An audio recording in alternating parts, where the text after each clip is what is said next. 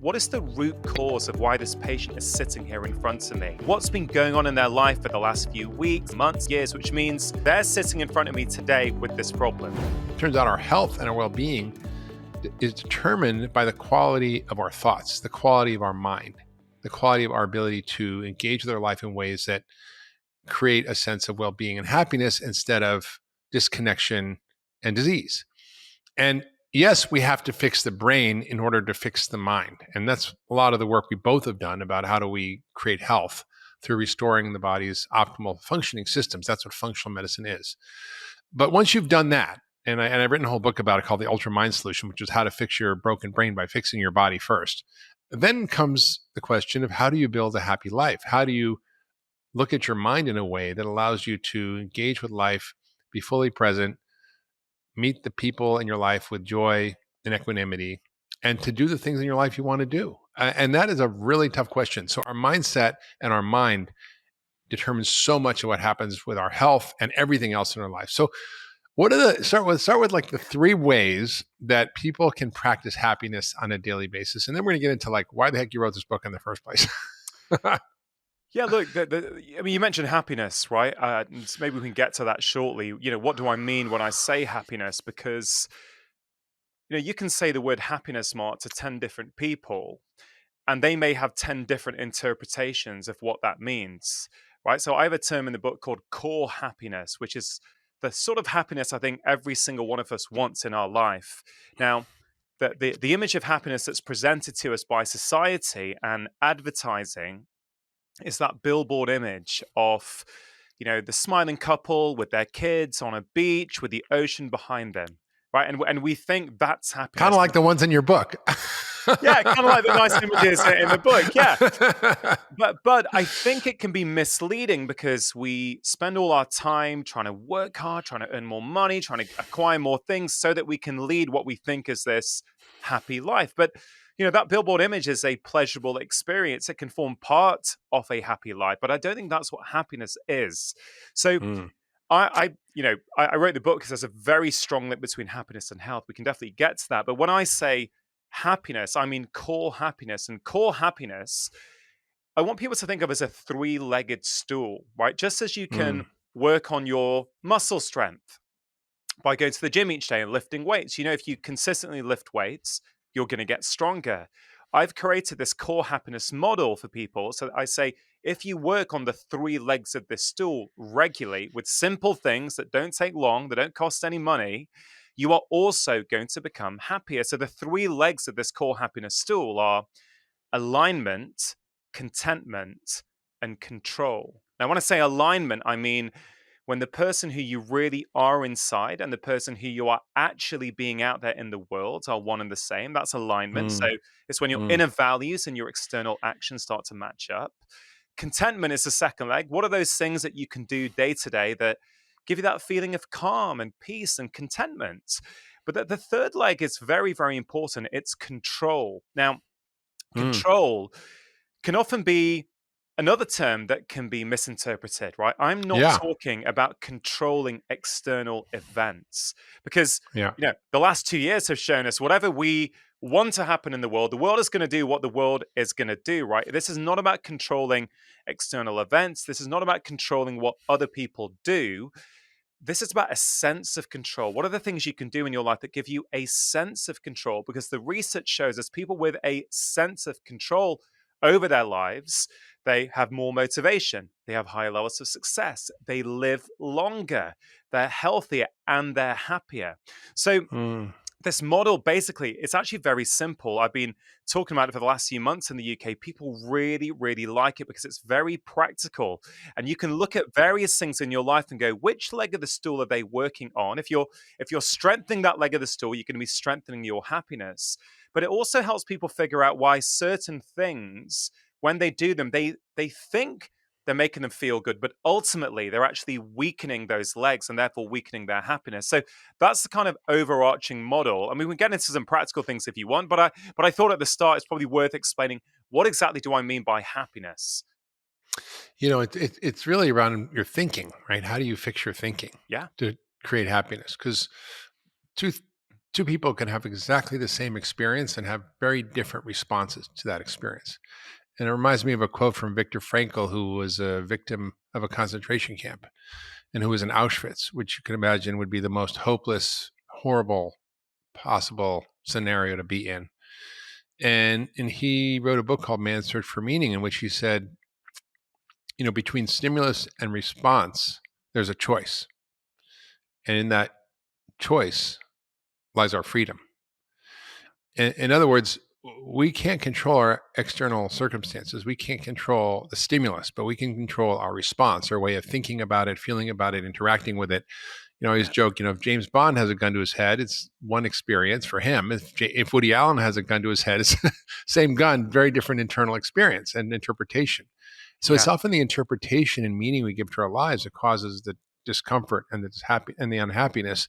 And that's so important to understand that we literally have that power, Yeah. but it's really all of our conditioning and our fears and our beliefs and our traumas that create a set of filters for the world that inhibit us from actually having a direct experience of what is. Yeah, no, for sure, Mark. I couldn't agree more. In fact, that quote is there at the back of my studio. My daughter wrote it out for me when she was 7 years old. It's one of the most important quotes in my life because Hmm. it's that understanding that in every single situation in life, we have a choice in what story we put onto it. And it's that story we put onto it that determines the effect it has on us. And this is very important for our physical health. But just to finish off, or just to follow up on that thread there with Viktor Frankl, one of the most powerful conversations, Mark, I've ever had in my life was on my podcast about 2 years ago with this wonderful lady called Dr. Edith Eger.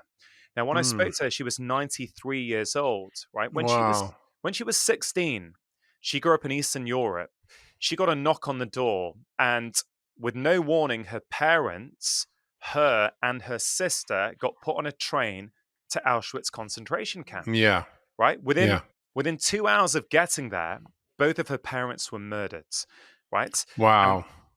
and I tell you, there's a few things from that conversation that are imprinted into my soul. Number one, she said, later that day, after my parents were killed, I was asked to dance for the senior prison guards. And I never forgot, Dr. Chatterjee, the last thing that my mum said to me. My mother said to me, Edie, nobody can ever take from you the contents that you put inside your mind.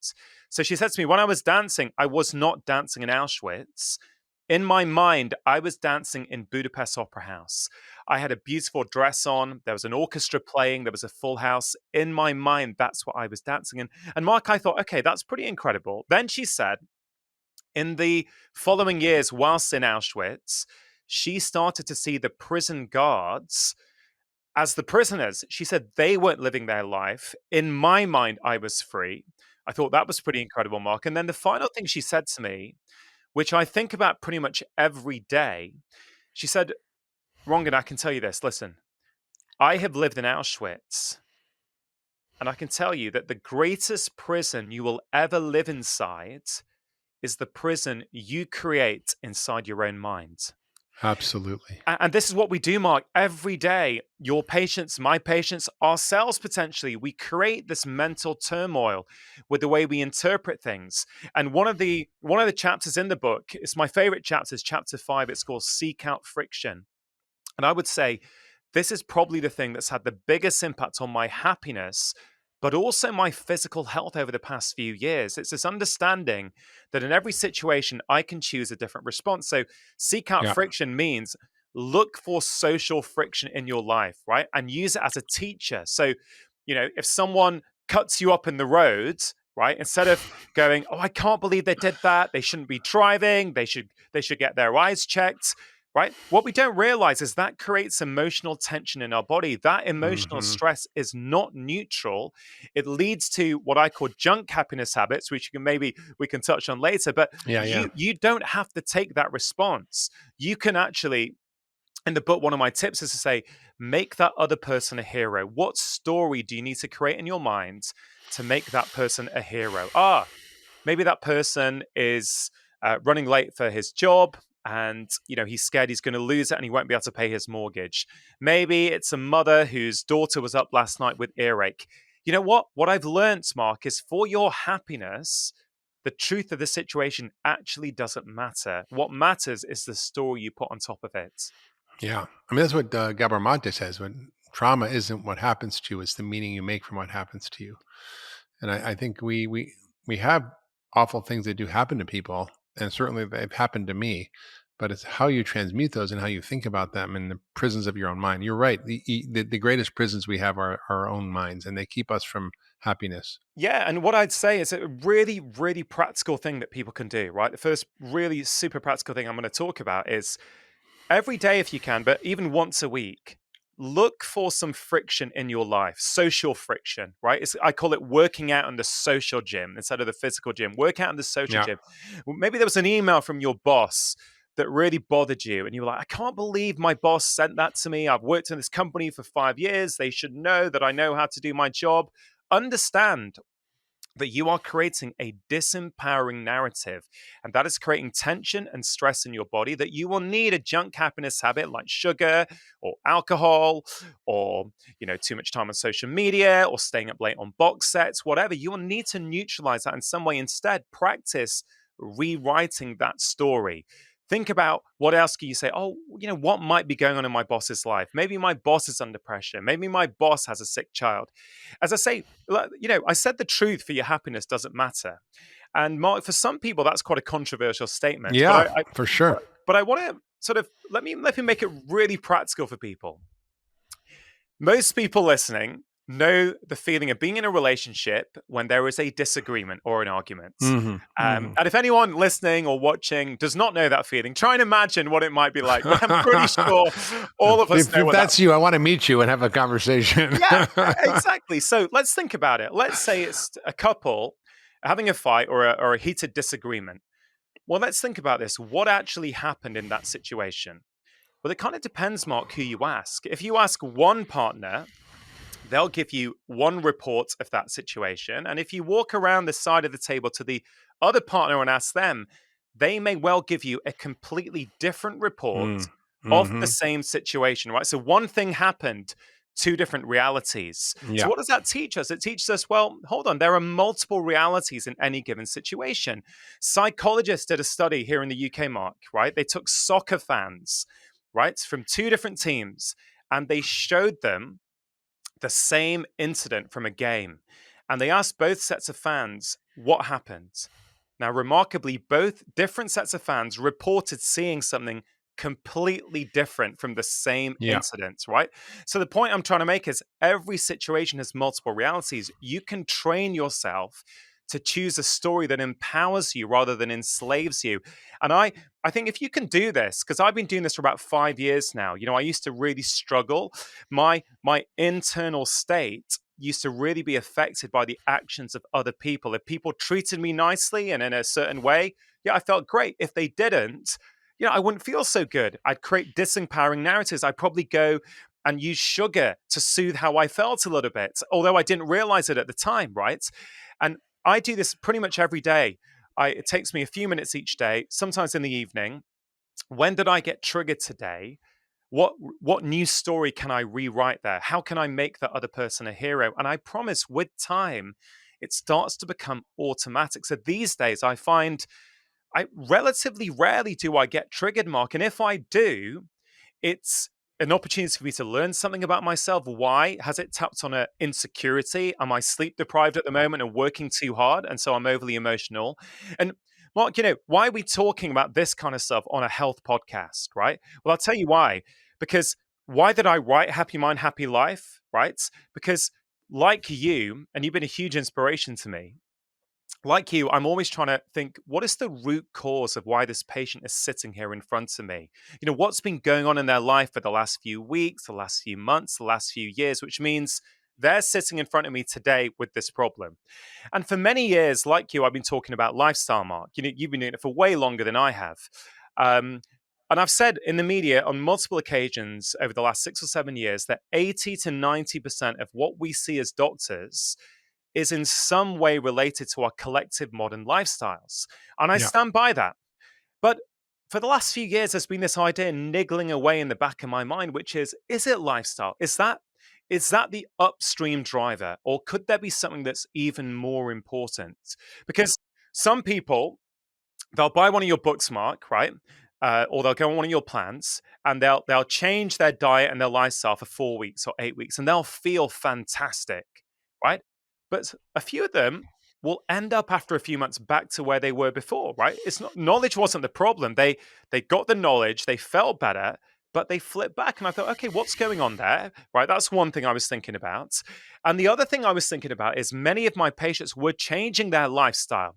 They had some really good lifestyle habits, but they were allowing the actions of other people to overly affect how they felt, which would lead them to a lot of poor lifestyle choices. And so I Yeah. decided to investigate, go into the research, and it's very clear from the research that there is a factor that arguably is even more upstream from lifestyle, and that's our happiness. People who are happy in their lives and with their lives are healthier. People who Mm. think about their lives in a certain way, who train themselves to think differently, they are healthier. And there's a lot of studies which show this. There was one beautiful study.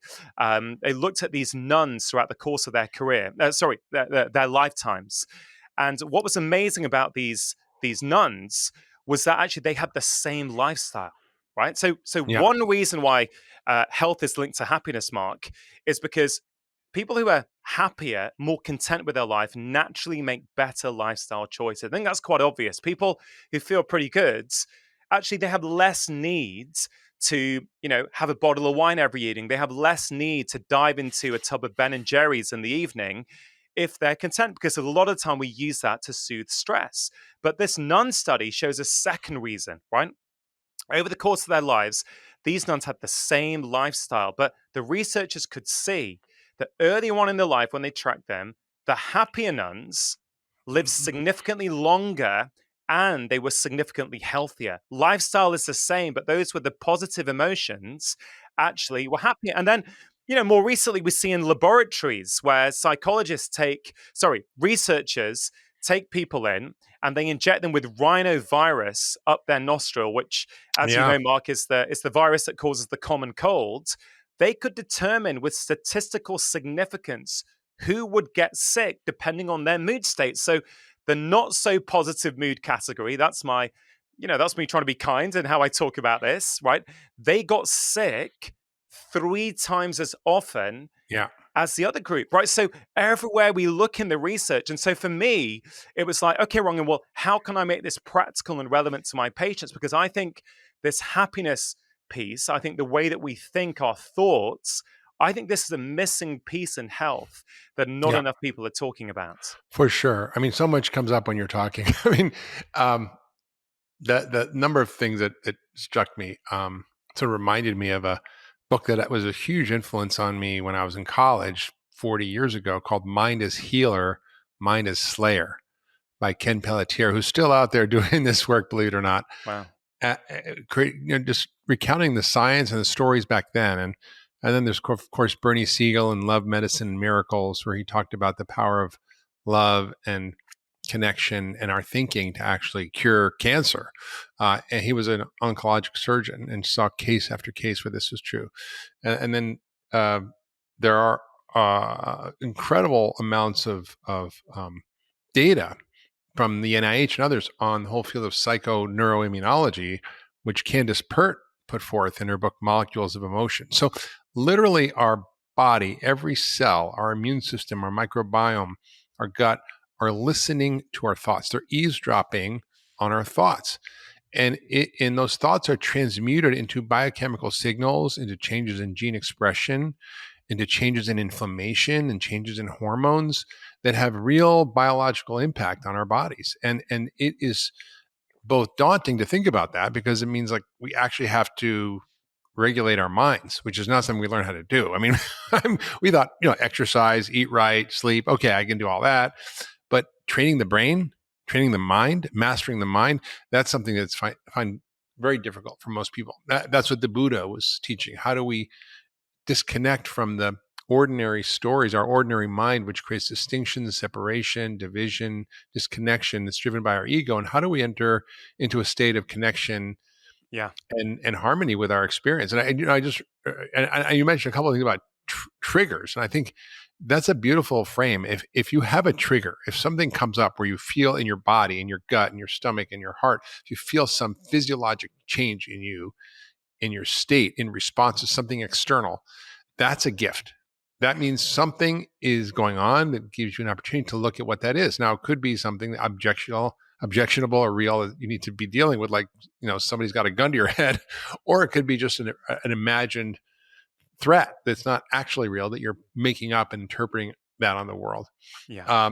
And we have tremendous power to control that. Another story that I think I just want to relay, which was when I was a medical student, I went to Nepal and I went and spent a bunch of time with Tibetan doctors who'd escaped from Tibet and from the Chinese gulags. And one of them was a Tibetan doctor, and I sat with him all day, and he was just the happiest, sweetest guy. And I'm like, tell me, what was it like? You spent 22 years in a Chinese gulag in a prison in China where they stripped away everything that was familiar to you. You couldn't practice your tradition, nothing. He says, what was the most difficult part of that? He says, well, it was the days I thought I might lose compassion for my Chinese jailers. And I was like, oh, wow, that's a lot.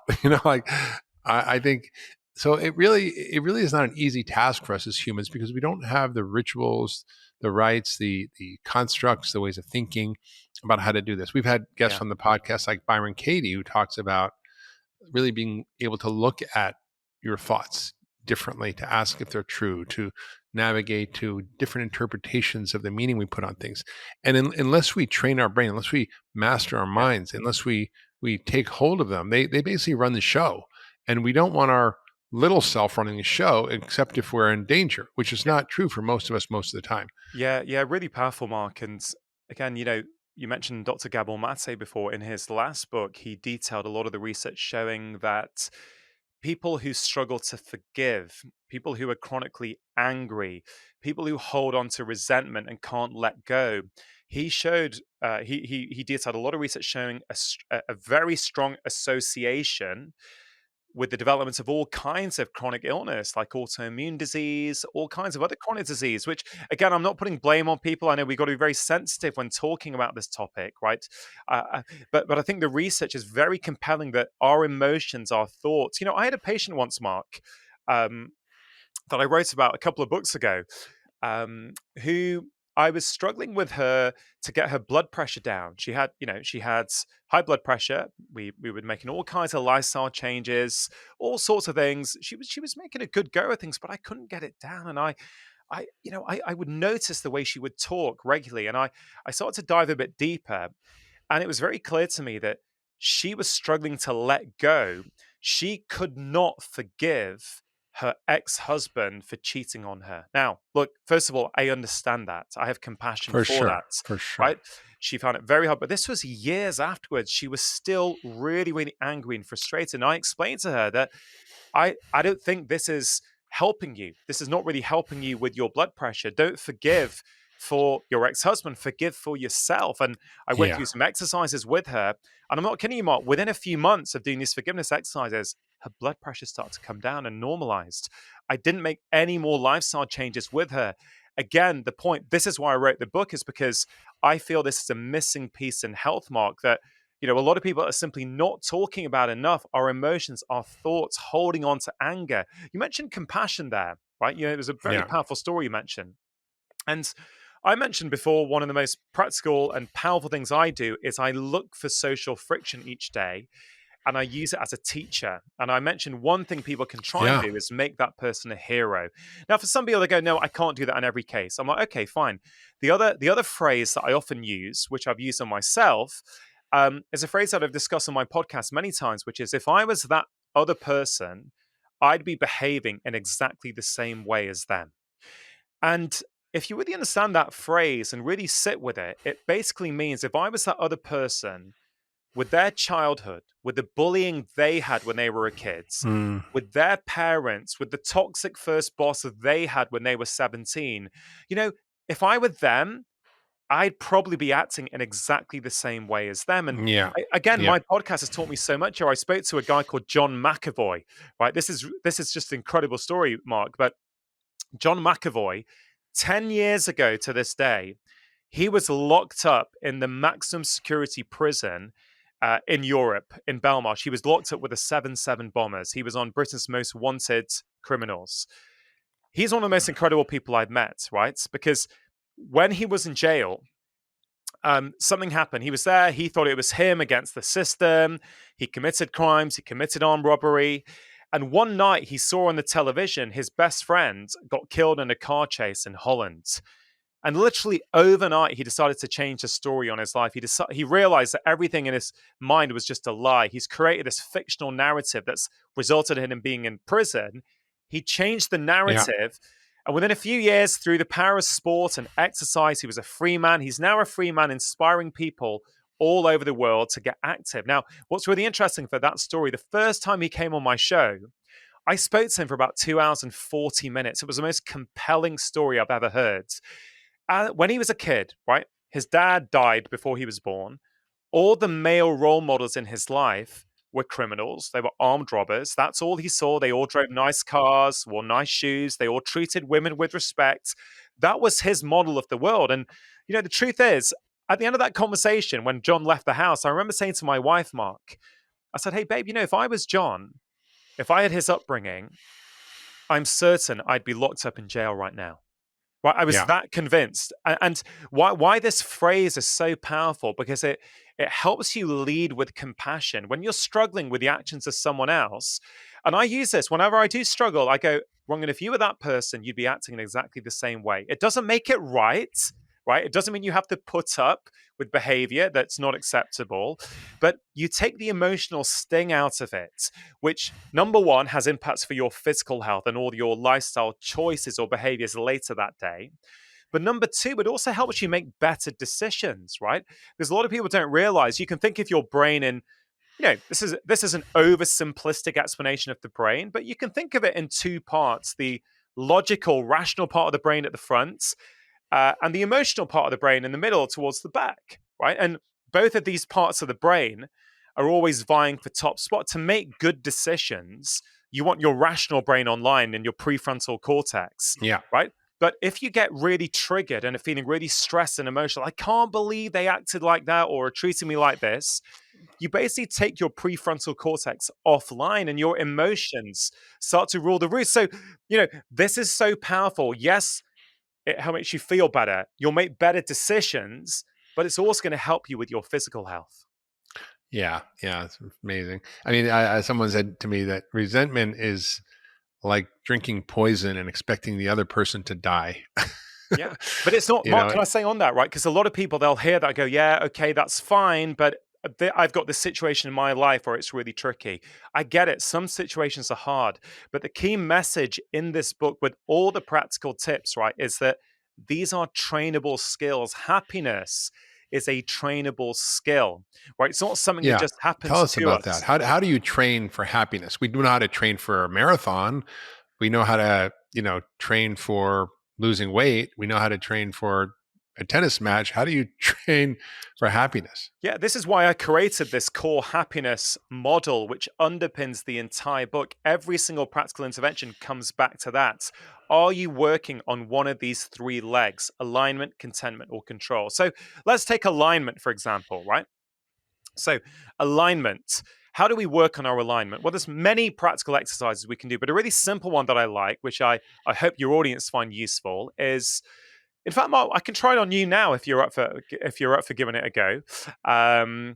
You basically, the exercise comes in two parts, right? Part number one is, in fact, can I put this question to you to answer, Mark? Because I think that'd be Yes, really useful. Okay, what are sure. three things that you could do this week that, if you did them consistently week after week, would make you truly happy?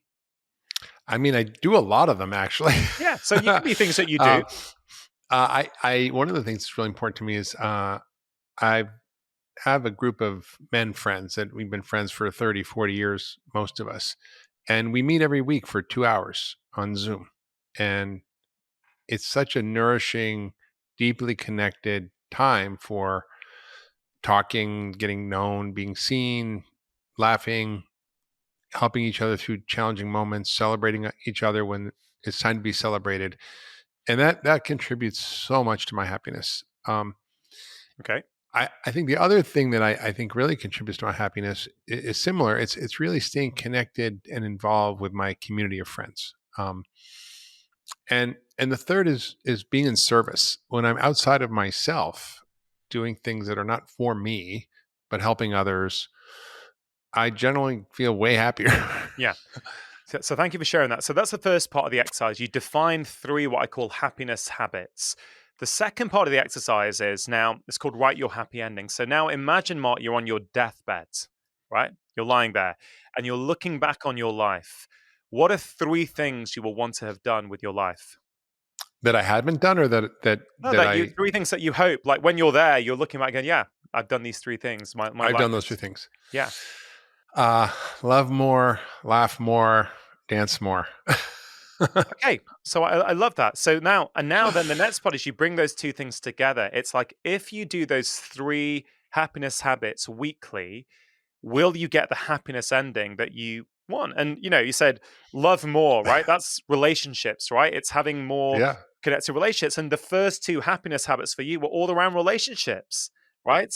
Which is really, really powerful.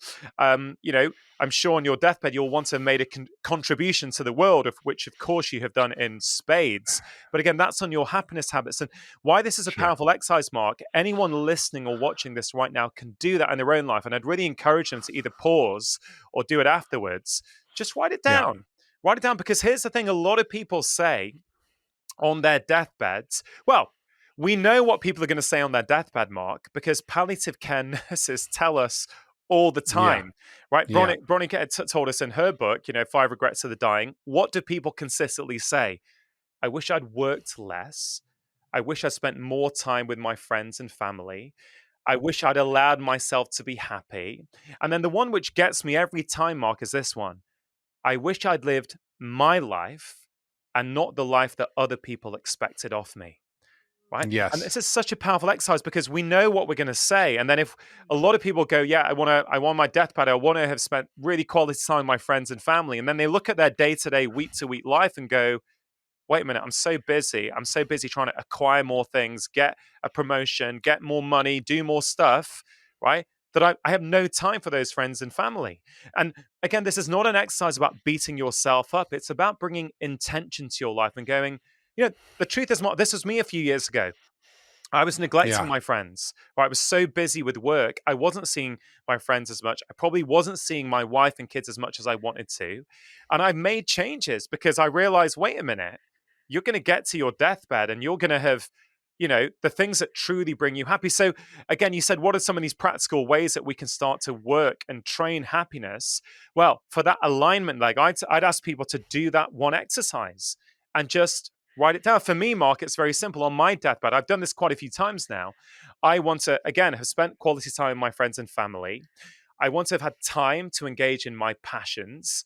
And three, I want to have contributed to improving the lives of other people. So for me, on a weekly basis, if I record an episode of my podcast, I know I'm helping improve the well-being of others. If I have time to play my guitar or go for a run, I know I'm having time for my passions. And I've got it written down on my fridge, Mark, 5 undistracted meals with my wife and kids each week. So that amazing. I've actually specified it. So I know if I do that week after week, and I'm not perfect, some weeks I'm traveling, I don't get to do it, but then I'll reset the week after. I know I'm going to get that happy ending that I want. So when I say happiness is a trainable skill, that's us dealing with the alignment leg of the stool. We mentioned seeking out friction before, right? How you can turn triggers into learning opportunities. Well, that hits contentment and control, right? If you are really triggered by the actions of someone else, you don't feel content and you feel out of control. If you learn using the tools that we've already mentioned, if you learn to reframe that, I've mentioned all the benefits for your physical health, how you feel, the choices you're going to make. You are also going to be working, you're going to feel more content and you're going to feel more in control. So you're directly working on these legs of the stool, right? What about that third leg, control, right? What gives you a sense of control? And Mark, this is something that people struggle with at the moment because they say, when the book came out in the UK a couple of months ago, and on my first event, live speaking event about it, this lady asked me in the Q&A afterwards, she said, how can I even think about feeling happy and content at the moment when there's all this heartache going on in the world, right? And I watch Mm. the news. And this is something that a lot of people think, but actually, I think there's a misunderstanding here. You can still work on your happiness. You can still care about the lives of other people, but not overly allow it to affect your inner well being. It's a trainable skill. So, this is where control comes in. What kind of things can you do that give you a sense of control? So, for me, Mark, we've spoken about this when I've been on your show before. I have a morning routine every day, right? And as I Yeah. get older, it becomes even more and more important to me, right? And I create a life, I create a situation around my life where I can actually do 30, 40 minutes now in the morning because it's become that important to me. And I know not everyone can, so even 5 minutes will make a difference. But if I go through my morning routine, and Yeah. What is that? it's breath work, it's movement, and then it's mindset. So, reading something positive and sort of spiritually uplifting. It's these three M's that I've mentioned before, mindfulness, movement, and mindset. For mindfulness, I do some breath work for 5 minutes. Movement, while my coffee brews, I do a 5 minute body weight workout. And then the really important part is mindset. Of course, we've been talking about that a lot throughout this conversation.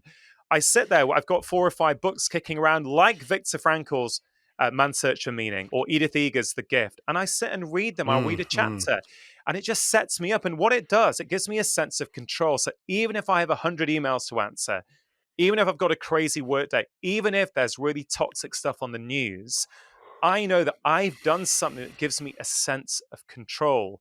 And, Yeah.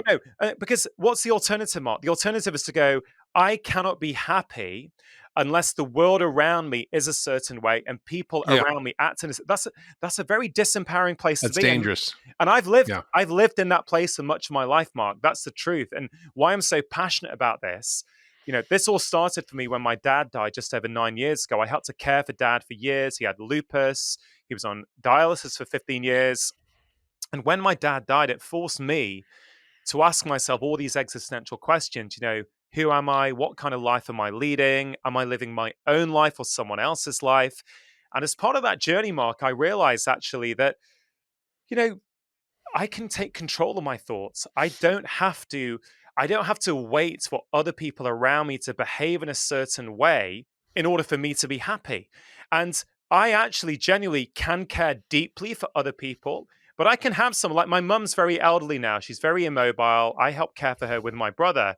And here's the thing, Mark, 10 years ago, if mum was having a bad day and feeling really bad and she was struggling, I would let that affect me. I'd have a crap day as well, right? I'd feel Yeah. really bad. It would affect my relationship with my wife, my kids. I have Mm. trained this and developed the skill where if mum's having a bad day, I can be compassionate, I can help her, but it doesn't ruin my day. I can still maintain my inner sense of calm. And all the tips in the book, and there's so many practical tips that are all free of charge, they're going to help people do the same thing. And that's why I'm so passionate about it, because I used to be that guy who needed the world around me to be a certain way. And now I don't. I honestly have never felt this good, mate. Honestly, I've I mean, never it's felt so this good. great. It's so great. I mean, so many of us, without even being aware of it, are at the effect of our lives instead of the cause of our lives, and it's just automatic. It's sort of how we're programmed, and in a way, we do have the power to change that. It's not easy. We need to change it, and I often say to my friends, if you were to say to your friends what you say to yourself in your head, you wouldn't have any friends. Yeah. If you were to say to your partner, your wife, what you think to yourself about yourself in your head, you wouldn't be with a partner. Yeah. And on That that, so how do you so really the question is, how do we deal with that inner asshole? And how do we get rid of that inner asshole? Now I've struggled a long time to deal with that, and I worked really hard at it, and I think I've mostly overcome, or at least put that little guy in a corner against the wall, with a timeout, because it rules our lives. And so it's one of those habits that we're often unaware of. And I did an exercise about a year ago that really helped me, which was to literally write down what I call my inner dialogue every day, my lower self. What was I saying to myself? What was I thinking about my life? Where was I undermining my own success and happiness? Where was I having a pity party? Where was I feeling hopeless? Where were the moments in my head that were taking me out of being happy and fulfilled? And then how did I talk back to those and fix it so that I actually was speaking to those parts from my higher self? And that was a very powerful, insightful thing because it's kind of embarrassing to write it down. Yeah. It's like, you know, I mean, But if but you, but but writing it down brings it out of the darkness into the light, right? So how can people do this? Well, that's the first step. The first step is awareness. You have to be aware that you're doing this, you know. And I think, right at the start of this sort of section where we're talking about our inner voice, again, right? There's chapter 3 of the book. It's called Treat Yourself with Respect. It's all about the inner voice, what it does and how you can change it.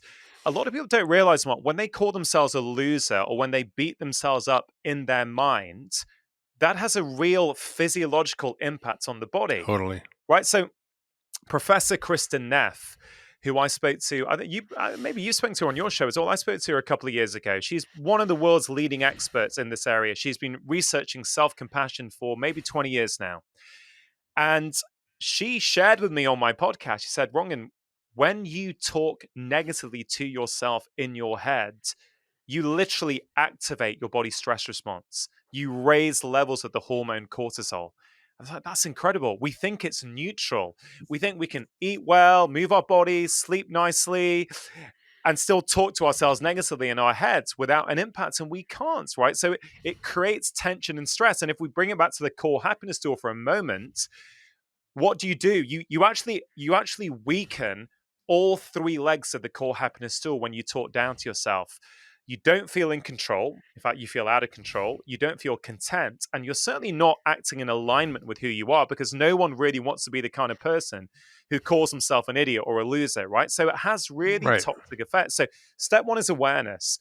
Then there's all kinds of exercises people can do to try and help them with this, right? Some people find this really hard. So if I was to say to the listeners, Mark, to write down now 5 things that they like about themselves, a lot of people will really struggle with that. They'll kind of move Wow. away. They'll find it Yeah. really uncomfortable. That if you're moving away from that, that is a very good sign that this is something you need to be able that you will get a lot of benefit from working on. So, there are all kinds of exercises where you could write yourself a letter. How would your friend write you a letter? What are the qualities they would say you have? And let me tell you about this patient, Mark, just because she just came to mind, right? I think I wrote about her in the book. This 48-year-old lady I saw a few years ago. And she came in to see me. She'd been to lots of other doctors prior to coming to see me. She had abdominal pain, bloating, and bilateral upper arm pain. She was really, really struggling. She'd read loads of blogs online. She had really changed her lifestyle. She was eating well. She was moving regularly. And, she came to see me and I noticed the way she would talk to herself. I noticed her self talk and I thought, wow, what's going on here? And as I got to know her and I was asking her questions, it became very clear that she said to me, Dr. Chatterjee, I always end up in relationships with older men. They're usually married and they always treat me really badly. This is a pattern Yeah. in her life, right? And I was thinking, okay, all of these symptoms, she's changed her lifestyle, she's not getting better. What's going on here? What are we missing? And yes, I did other tests, but the crux of this story is I felt her inner voice and the way she was talking to herself was one of the problems here. And Yeah.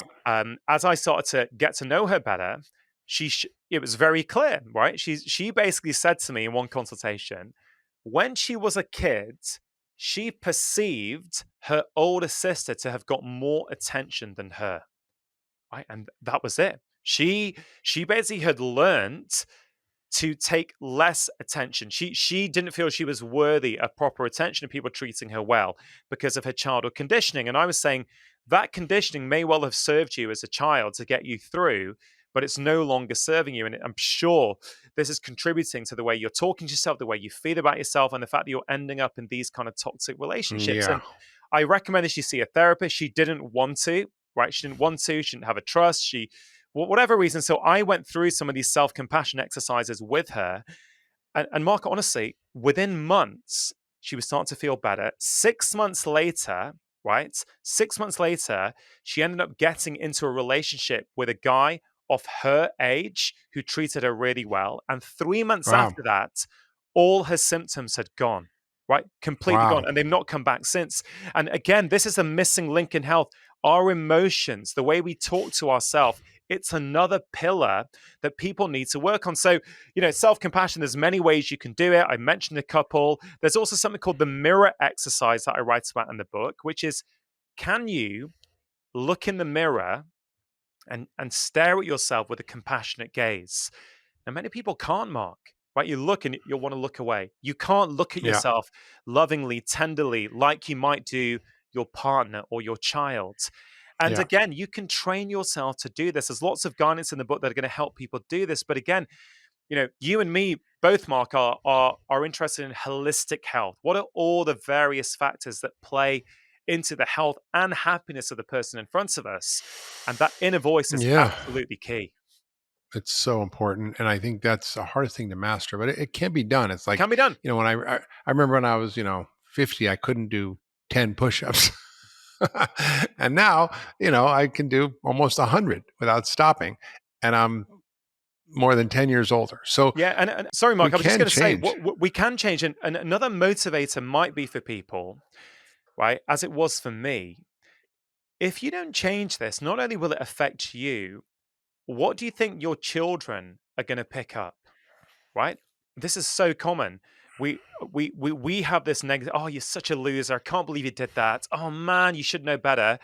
If your kids are watching you do that over and over again, what do you think they're going to pick up? And I tell you, Mark, a really beautiful thing happened maybe about a year ago now. When I talk about all these concepts in the book, I talk about with my kids. My son's 12 at the moment, my daughter's 9. I say they help me write these books because as I'm writing them, I talk about them over breakfast with them and they go, "Oh, Daddy, have you thought about this?" I'm like, "Actually, guys, no, I haven't. That's a really good suggestion." And we talk about this inner voice, about always being kind to ourselves, always talking to ourselves as well as we would, our friend or, our partner or whatever. And I'm pretty good with it now. I really wasn't. I share a lot of my own life in the book. It's the most personal book I've written. I talk about how what I would honestly say to myself if I was ever losing a game of pool at university, I would be vicious to myself. I'd go to the toilet, I'd slap myself on the face to come out and Oh motivate boy. myself to win. It was pretty toxic, and I outline in the book where it all came from me. But I've got over that. I've done these exercises. I've moved through where usually I'm pretty good. But about a year ago, I was playing snooker with my son, and I was pretty tired, and I missed a shot. And I didn't do what I used to do, Mark, but I said something like, I can't remember it was something very relatively trivial, like, "Oh, that was a silly shot," "Oh, you Yeah. could have done better with that." Something trivial. And my son, who was only, I think, 11 or 10 at the time, he said, "Daddy, don't talk to yourself like that. That's not very kind, is it?" And I got to say, Mark, I was really pleased because I thought, number one, he's helping me, catch myself. I go, "Yeah, that's a good point. Thank you." And then the second thing was, I was thinking, hopefully, I'm teaching my kids at a young age that actually the way you talk to yourself matters. So I really relish that. And again, I think that's an important piece because sometimes we don't want to change for ourselves or we haven't got the motivation to. I'm like, if you don't want to change for yourself, maybe change for your kids because actually, if you've got a negative inner voice and they hear you say that out loud a lot of the time, guess what they're going to pick up? Yeah, it's so true. I mean, we model for our kids, but I remind me of a quote from Ram Dass who said, we should practice non-judgmental, and that's the key. Uh, Loving, also key. Self-awareness. So non-judgmental, loving self-awareness, which means we're all going to have moments where Yeah. our minds do things that we don't want them to do, but we actually have the potential to just take a pause and step outside of ourselves and actually use our higher self to kind of navigate that time and space. It's not easy, but it is one of the least talked about things when it comes to health, which is how do we master our minds? And I've spent decades working on it. It's not easy. Trust me. And thankfully, there are a lot of ways that are now emerging for people to actually start to access that. And I've written a lot about how do we fix our brains so we can start to have a healthy mind. But once you sort of, for example, let's say you're sick and you have some horrible illness, you get rid of the illness, then then you need to kind of get yourself back in shape. And when I was sick 5 years ago or 6 years ago with mold, and I lost 30 pounds, and I had an autoimmune disease and colitis, and I was basically a skeleton with no muscles and weak and couldn't do anything. Once I got rid of the problems, I had to literally work to build myself back up. And I think this is what we need to think about with our minds. We also need to think about, how do we train our minds in a way that creates happiness. And this is what your book, Happy Mind, Happy Life, the new science of mental well-being, does so well. It really provides us with very practical, very specific strategies, tools, insights to actually help us Yeah.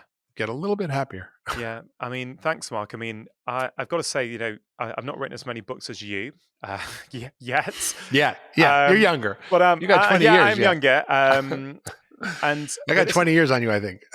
this is the fifth one I've written, and I've got to say, for me, it's without question the best book I've written to date, and I'm proud of my previous four for sure. They're still helping lots of people around the world, but this one Hmm. I really Hmm. feel is, for me, certainly a bit special. I've opened up in a way, Mark, I've never opened up before. I've shared Yeah, insecurities about my life, things that I've struggled with, things in my yeah, childhood that happened that made me think a certain way and think that I needed to be successful to be loved. I honestly took on the idea as a kid, Mark, that I was only loved if I was top of the class or I got good grades. Like, yeah, honestly, and I didn't blame my parents. My parents were amazing.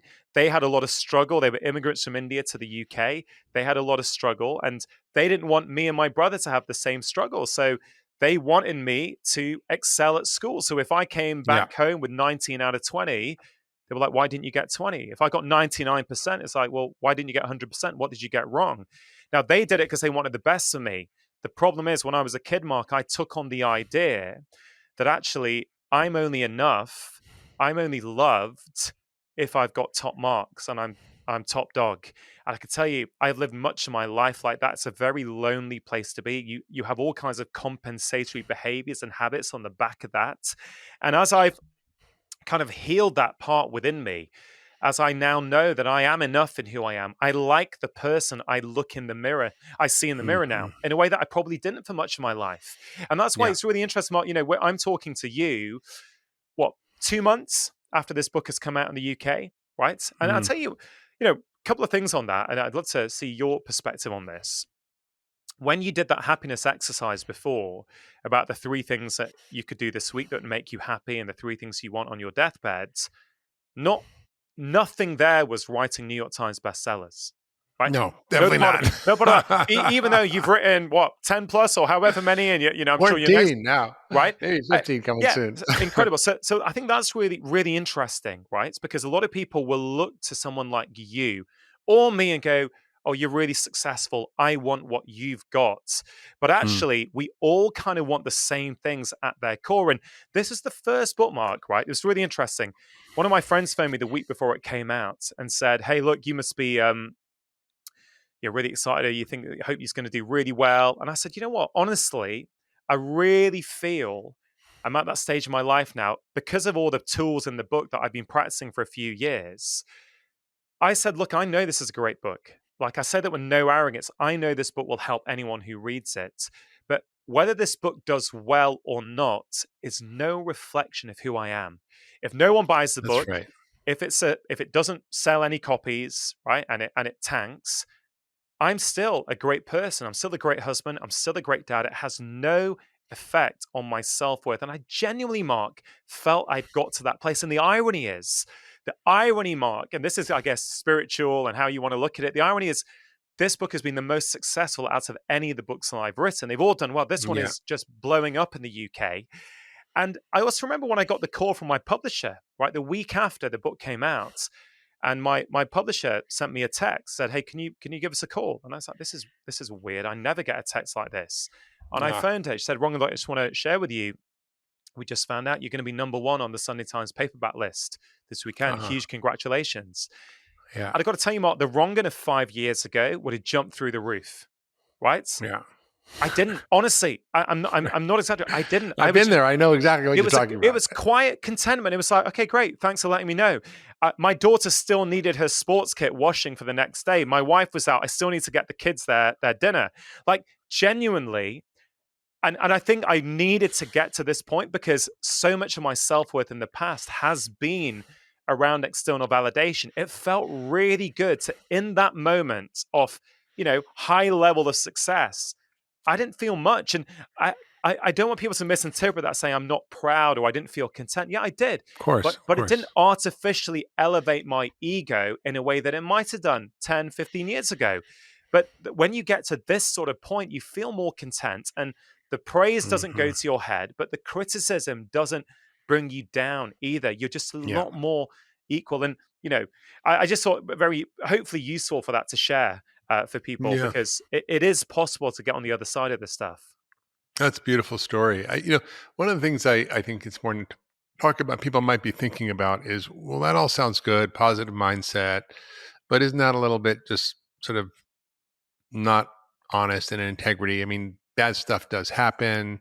And you talk in the book about this concept of toxic positivity and how we sort of, you know, really often don't allow for the deeper things that are part of life, which is grief and loss. And how do we integrate all those things into this model of happiness? Yeah, I think it's a great question. And again, this comes down to that alignment leg of the core happiness stool, that first leg, right? So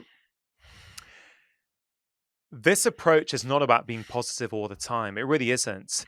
In fact, you can be sad and still be working on your core happiness, right? Let me explain. So let's say you mentioned grief. Let's say someone close to you has died recently, or maybe longer, maybe not so recently, Mm, and mm, you're really struggling with that. If you put on a brave face and don't acknowledge to yourself how you're really feeling, say, "Yeah, I'm fine. Life goes on. I've moved on. Things are okay." But if you say that and try and convince yourself, I think that can be problematic because actually you're not living in alignment, right? The person who you are inside at that moment is you feel sad, you miss someone, but you're trying to act in a way that's not in accordance with that. Whereas if you're lucky enough to have someone like a friend, a close friend, or a community or a colleague who you can really open up to and say, hey, look, I know it was 10 months ago, but I'm really struggling. Like, I just want to open a bottle of wine and drown my sorrows. I really miss that person. I want to cry. I see people around me getting over things and moving on, but I can't do that yet. If you are truly honest with how you're feeling and you have a safe place to actually share that, you are working on that alignment leg of the core happiness stool. You are actually strengthening your happiness. Even though it sounds counterintuitive, you're certainly strengthening your core happiness because you're living in alignment, right? So that's one way that people can think about this. There's also a chapter in the book, chapter 8, called Have Maskless Conversations. And have this what? have maskless conversations. So these are Maskless. conversations where you can literally take off these figurative masks and actually be Mhm, yourself. You're not trying to impress anyone, but mm, you can actually share how you feel without fear of mm, judgment or criticism. And typically, this is done with our close friends or maybe our family, or maybe, it's going to be different for everyone. But those conversations are so powerful, Mark. They're so, so powerful because when we truly open up, we get to know ourselves better. Often we're so good at disguising who we are to the world around us. We end up disguising ourselves to ourselves. And so having maskless conversations, having time regularly where you can open up. You mentioned, Mark, before, what do you do once a week? 2 hours with these men friends, these male friends of yours. I imagine, and you can correct me if I'm wrong here, I imagine these are maskless conversations. I imagine you guys share for stuff sure, for that you sure, may not share with your patients or you may not share on Instagram, but you share it with these guys, right? for sure, And what does for that do for sure. you? It just makes me feel so deeply seen, known, and at peace and understood, which is all we really humans want, is to have somebody know us and see us and understand us for who we really are and not judge us and just love us for it. Yeah. And again, as you're doing that, you'll be working on all three of those legs of the core happiness stool. You'll be feeling more aligned afterwards because you'll know yourself better afterwards. So it's easier to act in accordance with who you really are. Through those conversations, you'll feel more content afterwards because often when we hide parts of ourselves because we're scared, we're ashamed of what people might think, we don't feel content, we don't feel in control. And Mark, it's interesting just to, you know, vulnerability, opening up, being able to share. The truth is, I couldn't 5 years ago have written this book. I couldn't have shared those insecurities. I would have been scared of judgment. I would have been Yeah. scared. What will people think? What will they say about me? I'm a medical doctor. I can't say that. But as I've gone through this process, I've gone, no, we're all imperfect humans doing the best we can. We've all got insecurities. We've all got these things inside us. And I think it's powerful when we open up. It's interesting, Mark. You've met my wife several times, right? Yeah. She's very helpful with my book. She never reads them until the very final stages. She won't, even if I'm begging her to, say, please, can you read this chapter and see if it makes sense? She'll be like, no, I'm going to read it at the end. And she always reads it at the end, and she gives really, really good feedback, and it makes a few final changes before it goes off to print. And this time, Mark, when she was getting it, this was August, I think, she called me, said, hey, Rangan, listen, are you sure you want some of this in the book? I'm like, what do you mean? She goes, look, some of this is really personal, like about your life and things you've struggled with. Are you sure? And I said, yeah, you know what? I feel ready. I'm happy. I've got nothing to hide. Actually, I feel lighter sharing this stuff. And the book's been out for 2 months in the UK, and people are resonating so much, Mark, because Yeah. everyone at their core, we're the same. We've got insecurities, we've got personal perceived failings and things we struggle about. And particularly now with social media, we see, perfectionist presentation. We think everyone's got what we don't. And I think when people in the public eye share, I think it's very powerful because people go, oh, wow, I thought that guy was really successful, but he struggles with the same stuff that I struggle with. If you love that last video, you're going to love the next one. Check it out here. If you're standing on a tack, it takes a lot of aspirin to make it feel better. You got to get rid of the tack, whether it's mercury or whatever it is. And the second rule is if you're standing on 2 tacks, taking one of them out is not going to make you 50% better. You have to find all the tacks. So it turns out I had many